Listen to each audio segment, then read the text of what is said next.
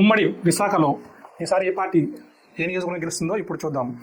భీమిలి నుంచి గంటా శ్రీనివాసరావు టీడీపీ నుంచి పోటీ చేస్తున్నారు. వైసీపీ నుంచి ముత్యంశెట్టి శ్రీనివాసరావు గారు, అవంతి శ్రీనివాస్ గారు పోటీ చేస్తున్నారు. ఇక్కడ గట్టి పోటీ ఉన్నా సరే గంటా శ్రీనివాసరావు గారు కూటమి సపోర్ట్తో గెలవబోతున్నారు. సెకండ్, విశాఖపట్నం తూర్పు వెలగపూడి రామకృష్ణ బాబు సమీప వైసీపీ అభ్యర్థి ఎంవివి సత్యనారాయణ గారిపై గెలిచే అవకాశాలు ఎక్కువ కనిపిస్తున్నాయి. విశాఖపట్నం దక్షిణం ఇక్కడ జనసేనకి ఇచ్చారు వంశీకృష్ణ శ్రీనివాస్ యాదవ్కి, వైసీపీ నుంచి వాసుపల్లి గణేష్ గారు మధ్య కీన్ కాంటెస్ట్ పోటాపోటీగా ఉంది. ఈ పోటాపోటీలో ఎవరు గెలుస్తారో ఎలక్షన్స్ రిజల్ట్లో తెలుస్తుంది. తర్వాత విశాఖపట్నం ఉత్తరం, ఇది టీడీపీ కూటమిలో బీజేపీకి ఇచ్చారు. పెన్మత్స విష్ణుకుమార్ రాజు గారు బీజేపీ నుండి పోటీ చేస్తుంటే కన్నప్పరాజు కేకే రాజు గారు వైసీపీ నుంచి, అలాగే జై భారత్ నేషనల్ పార్టీ నుంచి జేడి లక్ష్మీనారాయణ గారు పోటీ చేస్తున్నారు. చాలా టఫ్ ఫైట్, ఎవరు గెలుస్తారో ఇప్పుడు చెప్పలేము.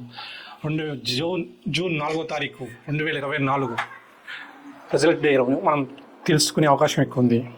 తర్వాత విశాఖపట్నం పశ్చిమం, ఇక్కడ పీజీవీఆర్ నాయుడు గన్నబాబు గారు గెలిచే అవకాశం ఉంది. సమీప అభ్యర్థి ఆదారి ఆనంద్ కుమార్పై గన్నబాబు గారు గెలిచే అవకాశం కనిపిస్తుంది. తరువాత గాజువాక అంటే అందరికీ తెలిసినది, చాలా ఇంట్రెస్టింగ్ నియోజకవర్గం. పల్లం శ్రీనివాస్ యాదవ్ టీడీపీ నుంచి పోటీ చేస్తున్నారు. వైసీపీ నుంచి గుడివాడ అమర్నాథ్ గట్టి పోటీ ఎదుర్కొంటున్నారు. టీడీపీ కూటమి సపోర్ట్తో పల్లా శ్రీనివాస్ యాదవ్ గెలవబోతున్నారు.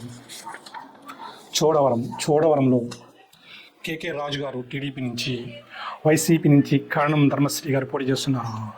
కేకే రాజు గారు చోడవరం నుంచి గెలవబోతున్నారు.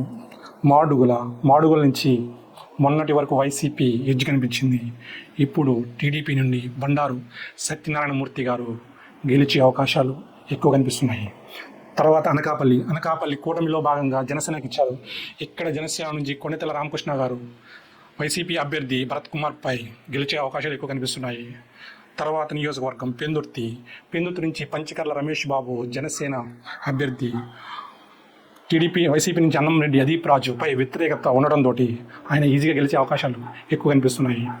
తర్వాత పాయకరావుపేట నుంచి టీడీపీ నుంచి వంగలపూడి అనిత గారు పోటీ చేస్తున్నారు.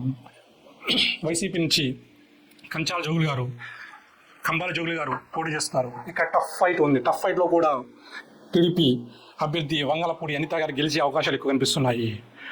ఇంకొక నియోజకవర్గం యలమంచిలిలో సుందరపు విజయ్ కుమార్ జనసేన నుంచి పోటీ చేస్తుంటే, వైసీపీ నుంచి యువి రమణమూర్తి గారు కన్నబాబు గారు వైసీపీ నుంచి పోటీ చేస్తున్నారు. ఇక్కడ టఫ్ ఫైట్ ఉంది, నువ్వనేనట్టు ఉంది.